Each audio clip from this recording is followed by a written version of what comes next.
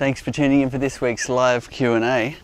Today we're taking a look at our new ThermoGrade Polonia Flow Hive 2 Plus, and just wanted to take you through a little bit about the features and also answer the questions. We've had so many questions coming in, and if you've got questions about the ThermoGrade Polonia wood, or if you've got questions about beekeeping at all, chime in, let us know what it is. We'll also be having a look at the swarm that we caught last week as well, so stay tuned for that. So this is the ThermoGrade Polonia wood, and you could be excused for thinking it is Western red cedar, but it's actually the ThermoGrade process which gives it this beautiful grain lines. And it also makes the wood lighter, which is a great thing in beekeeping. It's nice and light and more durable. So if you've got questions, put it in the comments and we'll fire away answering those as we go. So before we even started today, we'd sent out an email which had everybody excited, and questions already coming through about the process. So what is the ThermoGrade process? Is it like wood burning, and does it use any chemicals? So the great thing about using a thermal process is there's no chemicals involved at all, which is perfect for beekeeping because we're not putting chemicals that may affect the bees into the wood. But yet we achieve a long-lasting wood treatment. And what the kilning process does is it reduces the lignins, it also modifies the hemicellulose, and it changes the carbon-oxygen ratio in the wood, so you've got more carbon, less oxygen. And the result is the wood takes on a beautiful darker colour which shows up the grain lines, makes the wood lighter, and also makes it last longer because it reduces the wood's ability to take on moisture and also modifies some of the components which feed things like fungus. So less moisture, less fungus attack means a long-lasting wood that is perfect for beekeeping because it's also really nice and light. Such an upgrade. Is the ThermoGrade better than the Western red cedar though? It is hard to compete with Western red cedar. It's probably hailed as the best wood for beehives in the world and has been used in North America for a very long time for beehives because it's nice and lightweight and also rot resistant. And for years we've been trying to find something that can compete with that so we can offer an alternative. And after years of testing, this is where we've ended up with testing a lot of different woods with thermal processes, having a lot of fails actually as well over the years, but we are very happy with how this is performing. So one of the questions coming through is, I have a classic hive. I was thinking about getting a second one for spring. Should I stick with the classic for my second hive, or should I get the new ThermoGrade? I'd always recommend, not only because of the upgrade in our wood technology here, but also the features of the hive. If you can, get our Flow Hive 2 Plus here, because it's got more features that will help you in looking after your bees, as well as this really nice inbuilt stand. So maybe we'll go through a little bit of that to show you the difference between the classic, which doesn't have this base, and the ThermoGrade Polonia. So down here we have our adjustable stand, which allows you to adjust each corner, which just makes it easier in setting up your hive. On the other side we have a level built right into the base, and we've got one here which helps you find that side-to-side level, which is important for when you're allowing the bees to build their natural comb. And the forward to back level is important for honey harvesting. So we try and take the guesswork out of it for you, and we build those features in. And in here, this is really useful. You've got our pest management tray, which is great for catching hive beetles if you put a bit of oil in there, or you can use detergent and water. It's also great because there's a screen bottom board above this for when you are monitoring varroa, and that is increasingly important in Australia. And because the other parts of the world has had varroa for many decades, we decided that we would build the screen bottom boards into all of our hives out of the gate 10 years ago. And that's proved to be a good thing because now they're varroa ready for doing your observations here in the tray, and also useful for catching those hive beetles. Ventilation control is good here because you can put the vents up, which allows air to flow up through the screen, or you can turn it over to reduce ventilation, or you can take the tray out altogether to get maximum ventilation there. And then we've also added, compared to the classic, we've added windows on both sides here, which is really useful. And we've also added brass details and things. The lid telescopes further down the hive, which means it's unlikely to come off in high winds. And if you've got cyclonic winds, then we've got these roof locks here as well. So if you can, I would recommend going for the fully featured Flowhive 2 Plus, we call it, and this wood is another option for you with a long-lasting, lightweight, durable ThermoGrade Polonia. Does this change mean that you don't have to treat it with oil or any other sealant? Okay, so while we know a lot of you out there will do whatever you like with the wood and we're interested to see the results, we are recommending that you use a good outdoor house paint on this wood to give it the longest lasting durability. You've got so many questions coming through, lots of excitement about this one. Is ThermoGrade Polonia more natural, like a tree? It is Polonia wood itself is, and it's part of the reason why we're really interested in that wood type, is it grows really fast, 5 years to harvest, you cut it down and it grows again. So it's probably one of the most sustainable woods to be using to create wooden products, and it particularly suits beehives because it's nice and lightweight.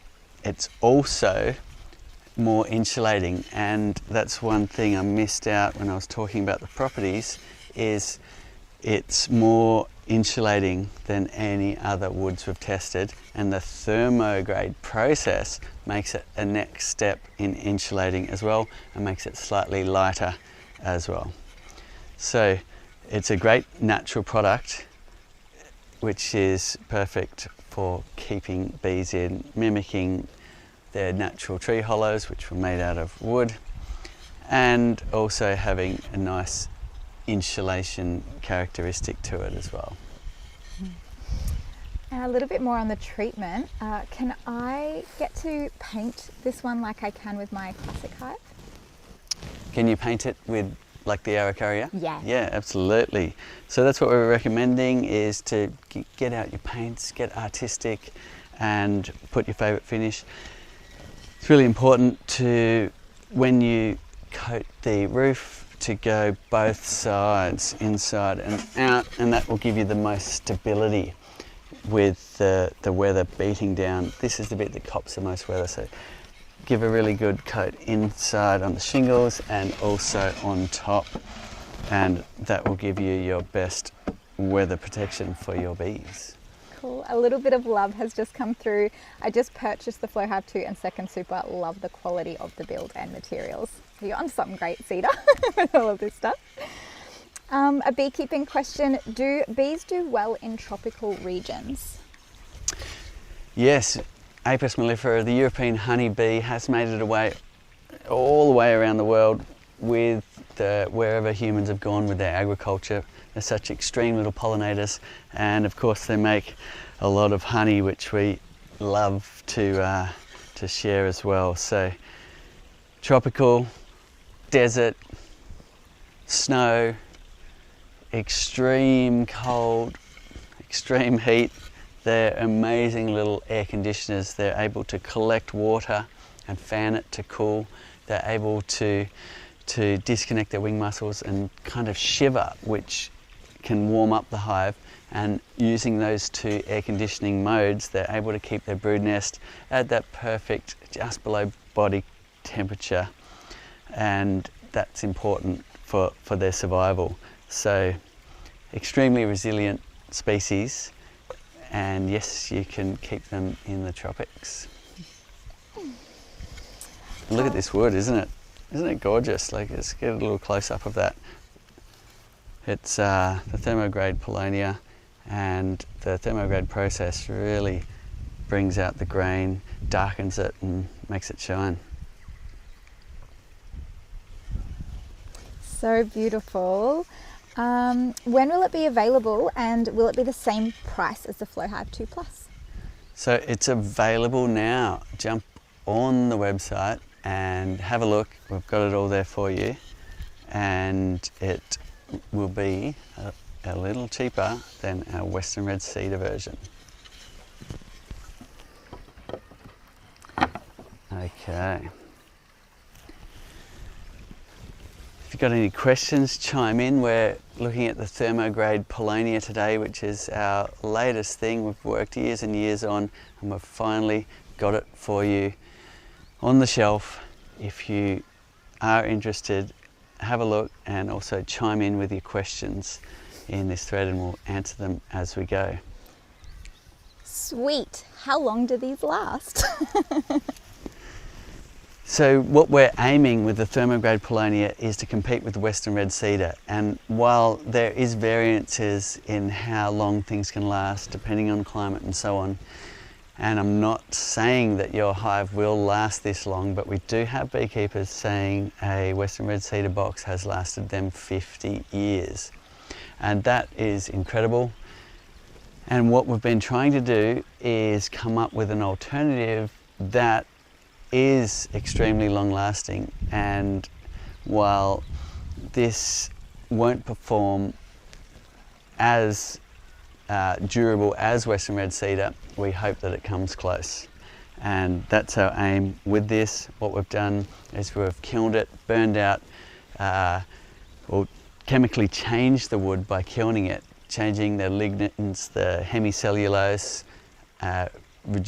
changing the carbon ratio, so more carbon, less oxygen, and all of these things make it lighter, more insulating, and also make it resistant to things like fungus that could rot your wood, and also reduces the ability for the fibre to take on moisture from the atmosphere, which means that you'll have more dimensional stability as well. We're coming into spring here in Australia, so we are ramping up honey season. A question's come through is, how much honey does a FlowHive produce per season? Okay, that's a great question, and like anything in agriculture, it really does depend. There's seasons, sometimes you have drought, sometimes you have rain, sometimes it's really the in-between drought and flood that you want to get perfect flowerings for the bees to forage on. And when there is a lot of nectar and a lot of pollen available, that's when they really breed up, the numbers expand, and they often collect a lot more nectar and produce more honey than they need, and we can share some too. Now, on one extreme, sometimes you catch a swarm and 2 weeks later it's filled the bottom box, you've got a lot of honey stores and pollen and all of that, and another couple of weeks later it's filled the top box and you're already harvesting. Now that's when things are ideal. You've got a really strong colony, you've got a lot of nectar and pollen available. And on the other extreme, you might not get any honey in the season, and sometimes, like many agricultural pursuits, it does require patience through seasonality. And you've also got the genetics part of it as well, and then you've got pests and things like that. So it's when everything lines up, gets very exciting, and sometimes you harvest the whole box, which gives you maybe 50 jars this size of honey, which is incredible, and then sometimes 2 weeks later they're full again. So we're right just hitting our spring here now in Australia. We caught a swarm last week, so let's go and have a look and see if they've started to store any honey yet. If you follow me down this way, I've got the smoker going here, and we'll get in and have a look. Sita, on our way down, is there any ways that you can prevent swarming, or is there a way to know that your hive is going to swarm? Yes, there's lots of things beekeepers do in order to help prevent swarming. Now, while you can help prevent it, you can't necessarily stop it altogether, because bees will be bees, and sometimes the genetics just mean that the bees are very swarmy. Wow, look at this. This is the little hive. Now, I haven't opened it since last week. We shook the swarm in, or Gemma did, who's reading out the questions. And look at that, it's already got a bee beard, showing that we better remove that entrance reducer, give them some more airflow, and perhaps change our ventilation at the back of the hive, because we're warming up now, and we may even need to think about a super depending on what's going on inside. So let's pop the lid and have a look and see what's going on. So I'm going to put on my bee suit. When you're around the hive, if you're new to beekeeping, make sure you're wearing a good bee suit and gloves, making sure all the zips are done up. And I'm not going to wear gloves today, but I like to keep them handy just in case the bees get a little grumpy. Okay, so there we go. Bee suit done up. I'm going to blow a little bit of smoke just right into the entrance, and that'll have a calming effect on the bees. I'll leave the smoker here. We're in a wet time here, but if it's a dry climate and there's a fire danger, always put that on something like a metal garbage bin lid. Now, it's a good idea to leave them a minute just to change modes before you go opening up the hive. We've got one question while we wait for that to happen. Absolutely. Do you offer training or guidance for beginners? Yes. Apart from the weekly Q&As and all of the knowledge base that we've built up on our YouTube channel and our Facebook feed and so on, we've got a wealth of knowledge there, a lot of videos there for you. But what we found is people wanted a guided online course to take them from square one. So what we did is we put together an initiative called thebeekeeper.org, and we got experts from all over the world contributing to that. So it's beyond my father and I's knowledge, breaking out into great expertise from all sorts of regions of the world. It gets rave reviews, it's free to try, and also an amazing fundraiser. So it's online video tuition at thebeekeeper.org. So have a look at that if you are interested in learning from square one right through to even a deep scientific knowledge in beekeeping. Okay, so let's pop this lid, this little swarm we caught last week, and what we're going to do is lift up that gabled roof, put that beside, and then we're going to pop the cover here and see if they've done anything on the frames. Now, because there's no queen excluder here, the queen could be on the underside of the lid. Can't see her there, but let's just lean it up against the hive just to make sure if we missed her, she could walk right back in. So looking at this, I can see there some white comb down beneath. Now, all we've done is shake the bees into an empty box with empty frames, and what I'm seeing is some comb already. So I'll try and find one that doesn't have any comb in it that we can pull out first, and that'll give you a great idea of just how they start. So look amazing. At that white wax there. Isn't that just beautiful? Right on the comb guide, and that's how they start. They build some scaffolding, holding their arms and legs, and they start to build their comb by excreting wax from their wax glands and then shaping it with their mandibles and building the incredible architecture. And I can tell by the size of those cells that is worker brood size. Okay.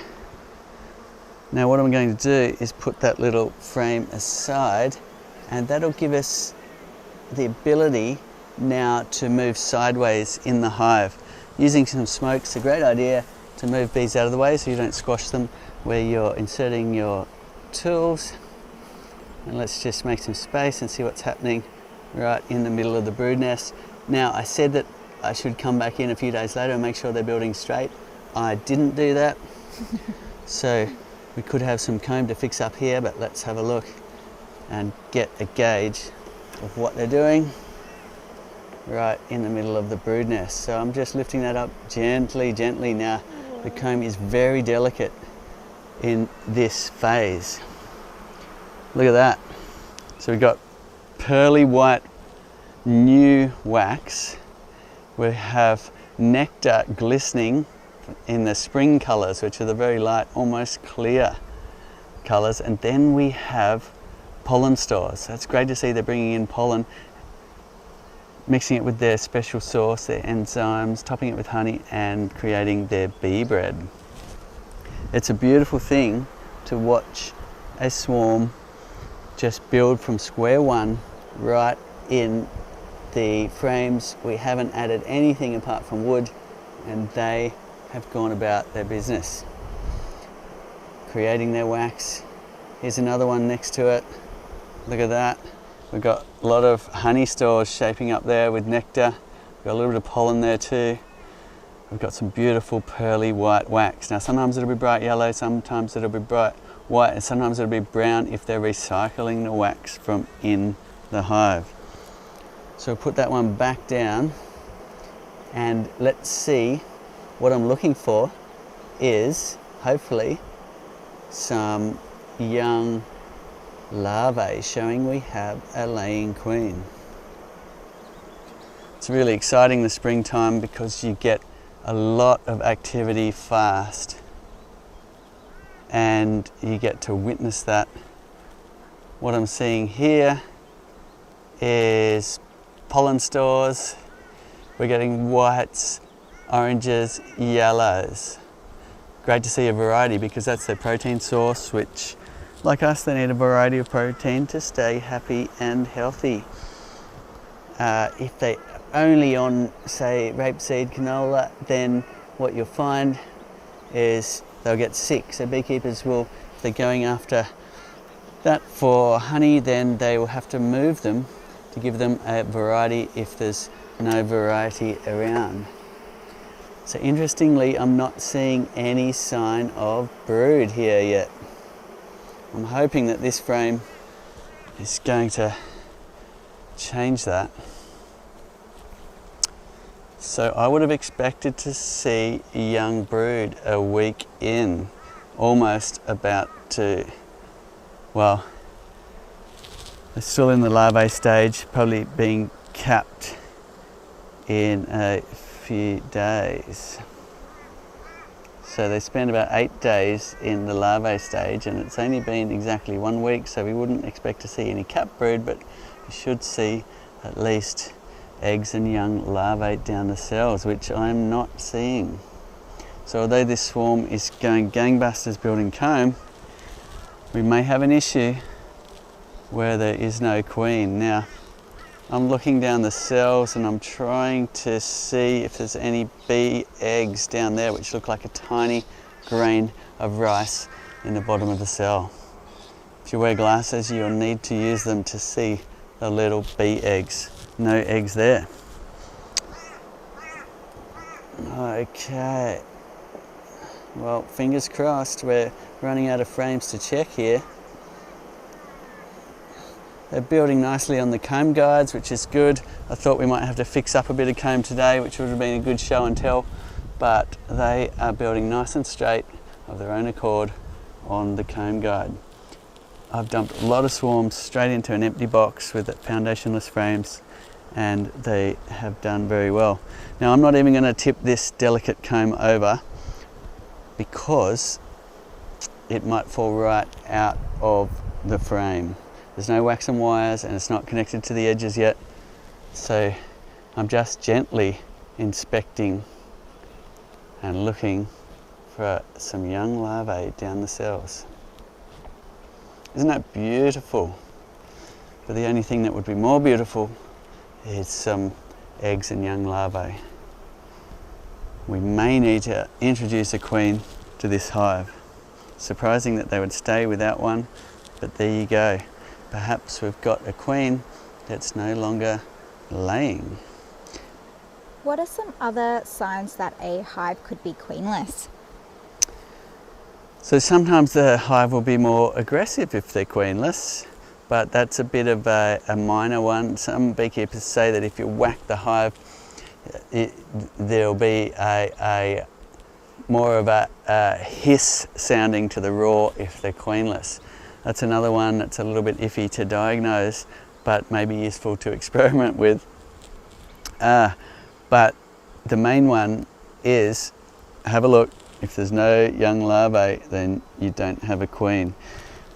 With the caveat that sometimes the workers can lay eggs, so you might have young drone larvae even if you're queenless. So the size of the cell, and you can get your eye in pretty quickly, these are all worker sized cells.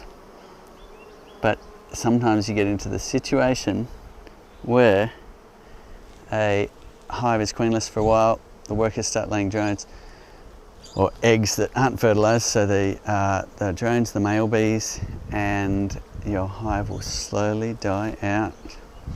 What is the process of adding a queen or even re-queening? Okay, so my options here are I can grab some resources from another hive. If I put in a frame that's got eggs down the cells, they'll likely raise a queen by extending the size of that cell, feeding that young larvae royal jelly for its entire larval stage, and that will turn it into a queen. So that's pretty amazing. All of these worker bees here you're seeing could have been a queen if they were fed royal jelly for their larvae stage, but all of these workers got fed pollen, bee bread on about day 3, which turned them into a worker bee. So incredible. We have so many bee questions coming through. Quick one on some brood frames. I noticed one of my frames didn't have a comb guide. Will the bees manage without it, or do I need to do some quick work and replace it? Just see if they're building straight. If they're building straight on the frame, you don't need to intervene, but if they're all wonky, then you need to just push the comb back online. So the question is, if your frame doesn't have the comb guide, do you need to rectify it? Ideally, if you've noticed that before you've installed your bees, then the comb guide is here. Looks like a very long paddle pop stick in the slot at the top, and that just gives them a guide. Without that, they will be a bit more random as to where they build. If you've only got one frame without it, and it's in the middle of 2 others that are building nice and straight, then they'll likely build straight anyways. And once they've put the comb in, they're away. So if they've started on that frame, I wouldn't worry. I'd just nudge the comb back online just by giving it a little nudge if they're wandering off. And once they've built the comb, all good. Isn't it beautiful just to watch them naturally do their thing? Building up. This is building up fast. Now, I would have said it's almost time to add a super because they've almost built out all of the comb in at springtime, but without a queen, they're not going to do very well. And I wonder if she's hanging right there on the landing board. We do have a question about when it is right to add the super. If you were seeing some brood in here, is around this time the right time? Yes, once they're using all of the frames, as long as you're not hampering your hive. What you want to avoid is you've got a small colony in the middle and then you suddenly add a big empty box and it's just harder for them to keep warm, and if you're still getting cold nights, then that colony could actually perish. So what you want to do is think about the seasonality going forward. If it's nice and warm, you can add it basically anytime you like because the bees are keeping the hive warm if you live in the tropical region. But rule of thumb is wait till they're using all of the frames by drawing out comb in them all, which this hive will have done in another week, and then it's time to add the super. which is the honey collection box, and in our case, our flow hive invention. We have some questions about this hive in particular. Can you add a frame with eggs from one of the other hives? Absolutely, and that's what we'll do. We'll add a frame with eggs from another hive to give them a go at requeening themselves or raising a queen themselves. Alternatives are we could order a queen in the mail, but that might take a little while depending on your postal services and so on. I'm reaching in my pocket to see if I've got a little queen cage to show you, which I don't today. And that comes in a little queen cage which you can put between the frames, and the candy block gets chewed away and that queen will be released into the hive. So you've got two options. One is buy a queen in the mail, which will come in a little cage like this with escort bees in there to feed her while she's in transit, and you put that in between the frames with the mouth slightly on a upward, well actually slightly downward, but this on the upside. That way if the candy melts, it'll melt out rather than onto your queen, but if any of the bees die, they won't block the exit. So generally we install it about on that angle in between the frames, just jammed in there. A couple of days later your queen is out. Meanwhile the colony's got used to her pheromone. So that's the way we requeen a hive if we're purchasing a queen from a breeder. That's a great way to get known genetics and a nice, gentle, calm, productive hive. Now, what we can do is choose a hive that we like the genetics of, grab one of those frames, put it into this hive, and if there's eggs down the cells, they'll usually raise their own queen. Now, I'm going to take off this entrance reducer. I'm going to give these guys another few days to show me that they have a laying queen before I intervene. And the reason why I'm doing that is I'm particularly interested in this bee beard hanging down, and whether, for whatever reason, the queen has decided to hang under the landing board here. I'm going to take off this entrance reducer, and the way we do that is we just wind our L screws around like this, and then that reducer just pops right off. These are handy, you can turn them upside down for an entrance closure as well, and they've got ventilation there for when you're in entrance closed position. Okay, that'll give the hive, because there's a lot of bees in here for a swarm, it was a nice big swarm, it'll give the hive a bit of extra ventilation.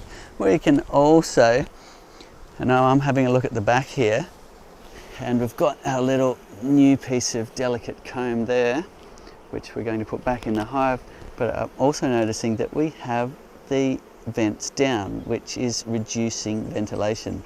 So let's turn that around. Let some airflow go through those vents, up through the screen, and that will also assist with this new hot spring weather. Okay. Now,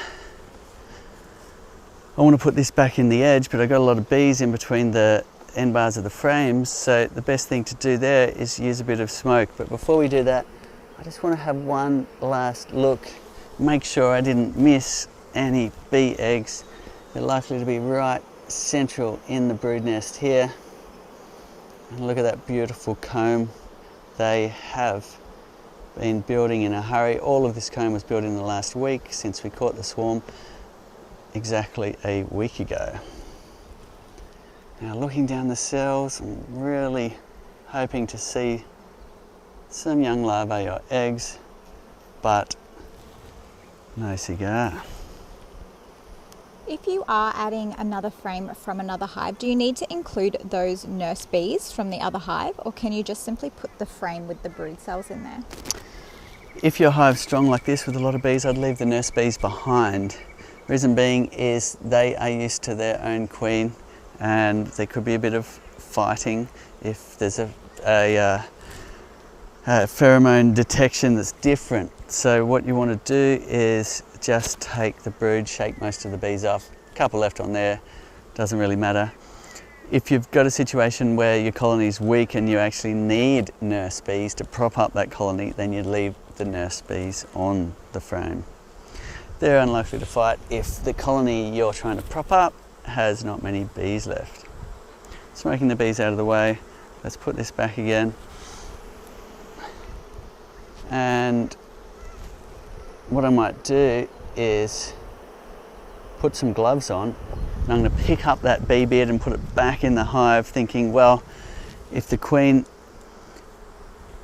has been hanging out on the landing board here, then perhaps we can pick her up and put her back in. As beekeepers, you're always just trying to think about what's going on and come up with a solution that may help. Often the bees have the best solution themselves, but as a beekeeper, we do tend to intervene when we think we have a better one. Okay. If you've got questions, put it in the comments and we'll get to answering those. All I'm going to do is scoop up these bees with my hands and put them right back in the top. Got a question. I have a brood box with 8 frames, but it looks like there's room for an extra frame. What should I do? Okay. That's it. Now I'm having a little look for the queen. I'll get to your question in a second. I'm interested, if I spread these bees out, whether there was a queen.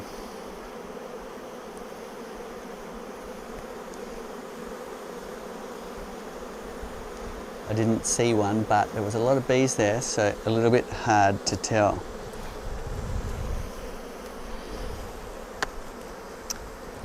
And there's still some more under here. So this is a swarm we caught last week. For whatever reason, there's a whole lot of bees hanging out on the landing board. We're putting them back in, hoping that we are going to get a laying queen this week. Otherwise, we will be introducing either a queen in a little queen cage, or we will be taking some resources from one hive with some eggs down the cells for this hive to then raise their own queen.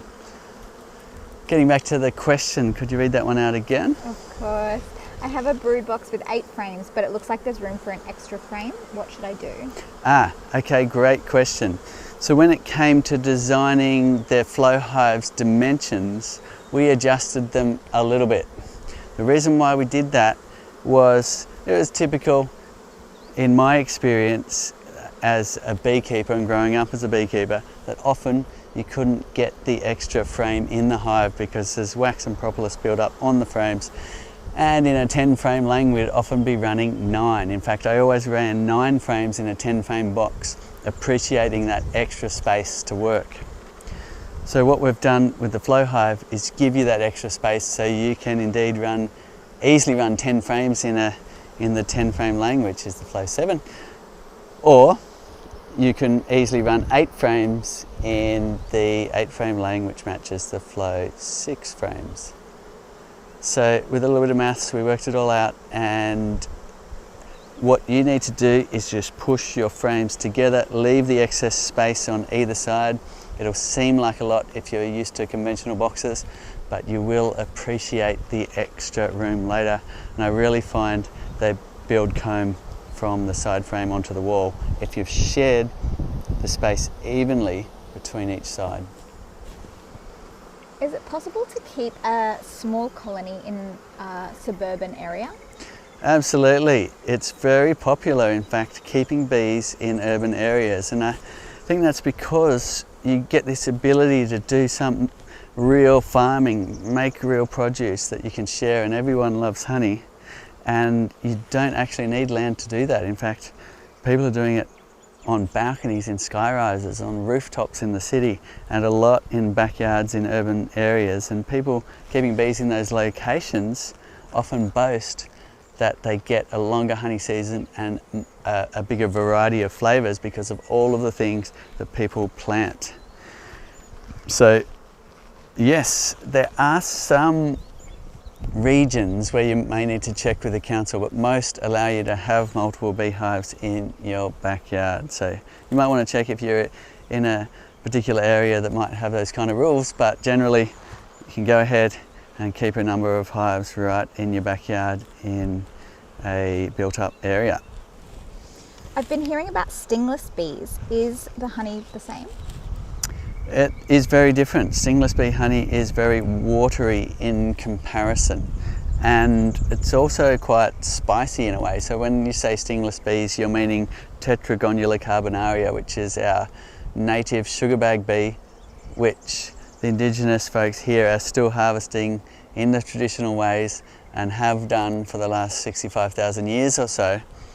And that sugarbag bee, you can harvest maybe give or take a kilogram of honey per year. So they don't produce honey like these do, but the honey is amazing and tastes really quite medicinal. It's more liquid, and the process of harvesting it is often just crushing the comb, which also mixes the pollen in. So it's kind of a mixture of the sugarbag bees' bee bread and their honey, which tastes very strong and very medicinal. With the flow frames, do any of the moving parts get jammed by propolis or anything of the like?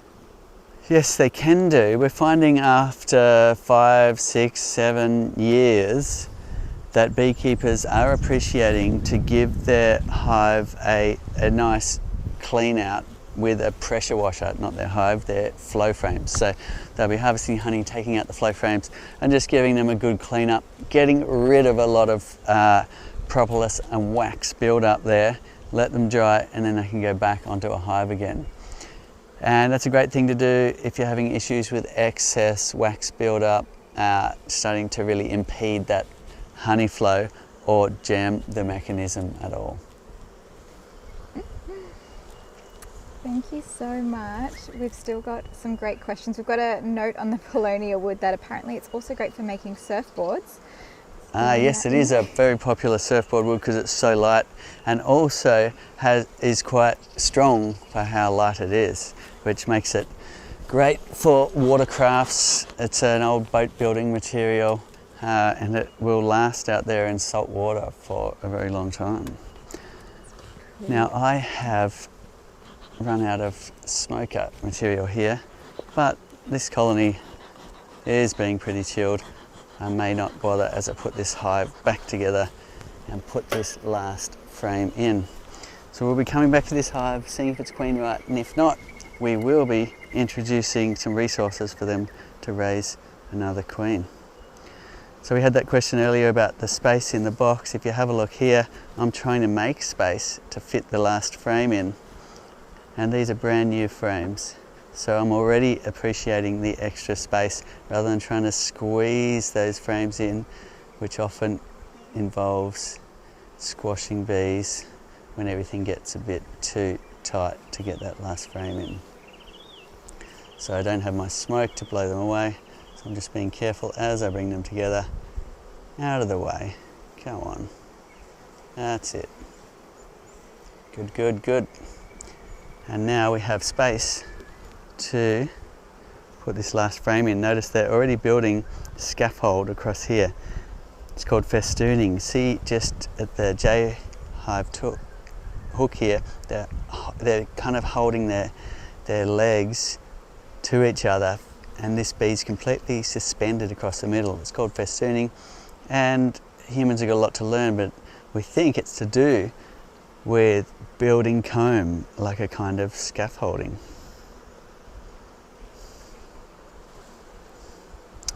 Okay, this frame's going back in. Isn't that cute? One little piece of pearly white comb right on the comb guide where we want it.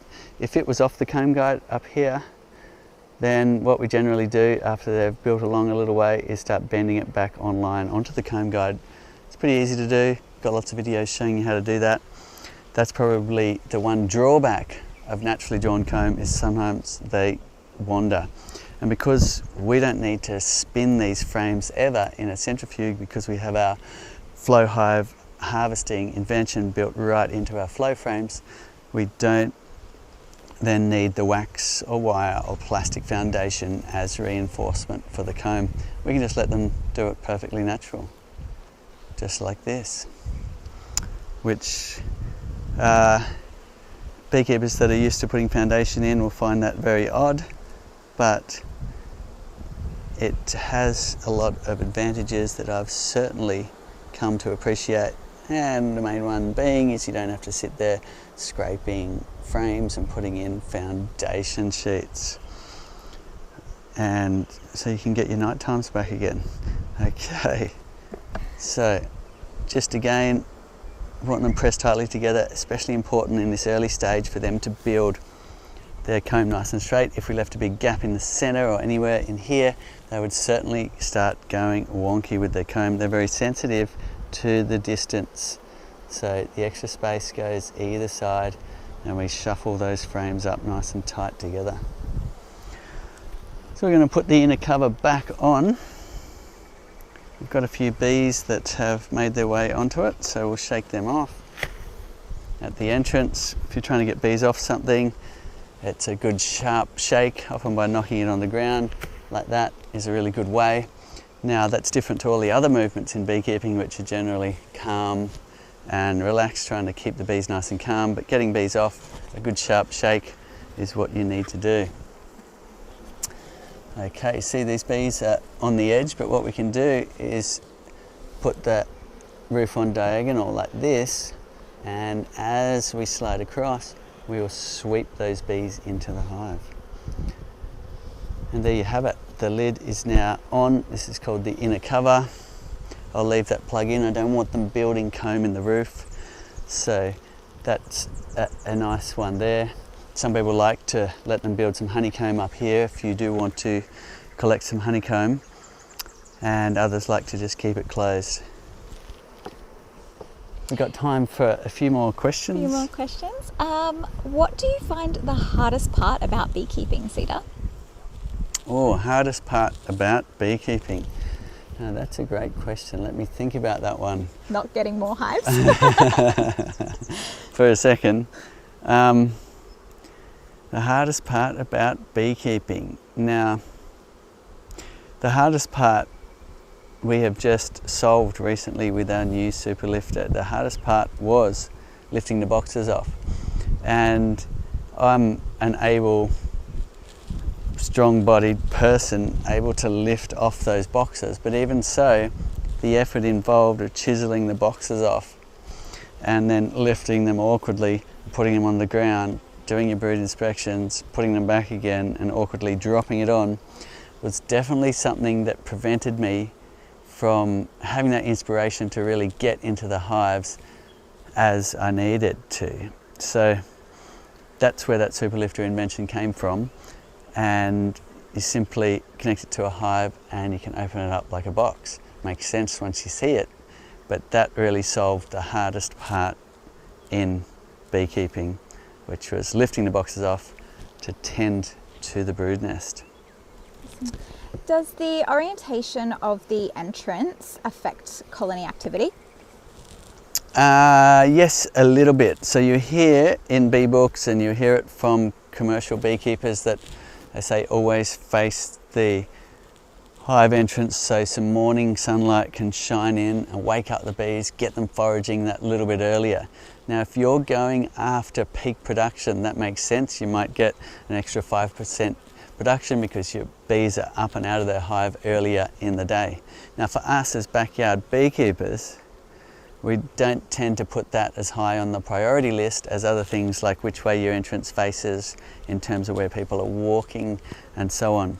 So I would put as a higher priority making sure the bees have a nice flight path that's not going to bother anybody, i.e. you're not pointing it towards a pathway right here, or your guests may get bees stuck in their hair and stings and so on. So good idea to focus the flight path away so the bees can get up and away easily.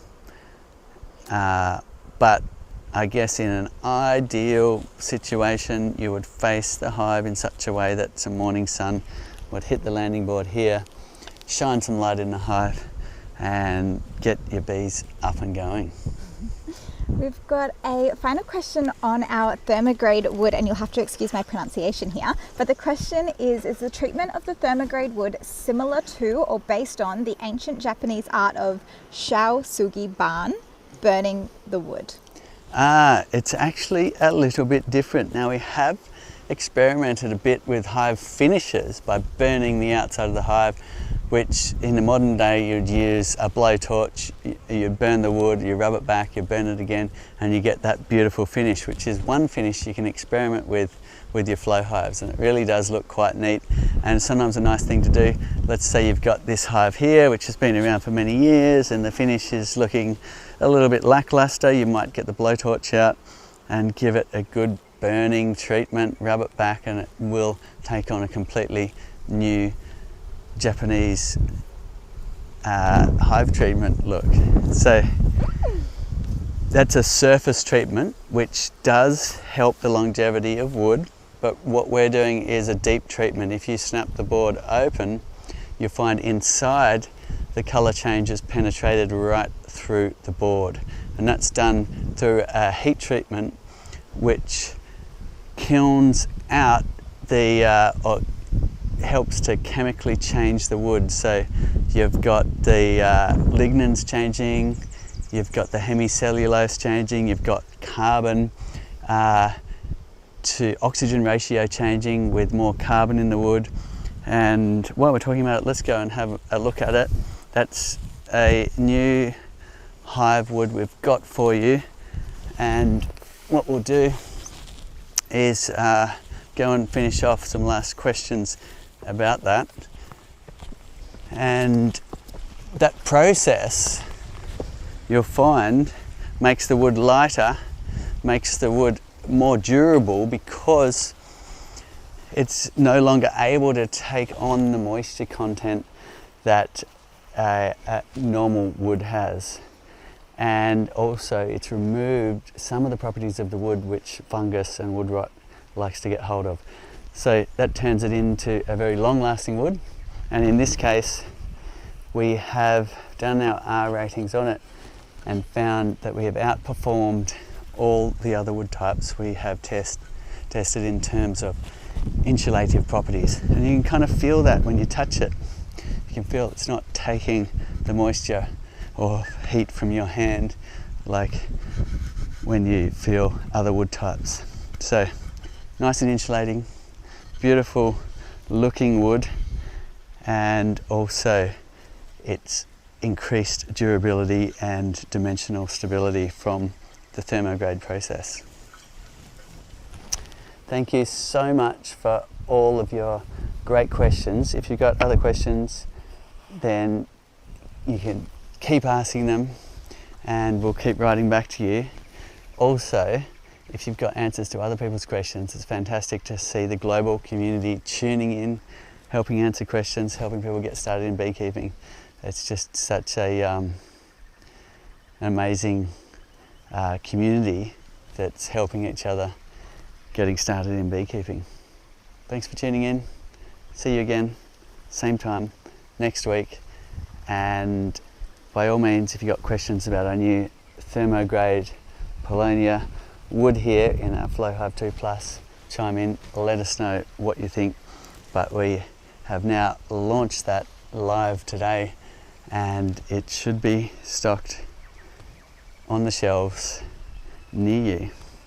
Thanks for watching, same time next week.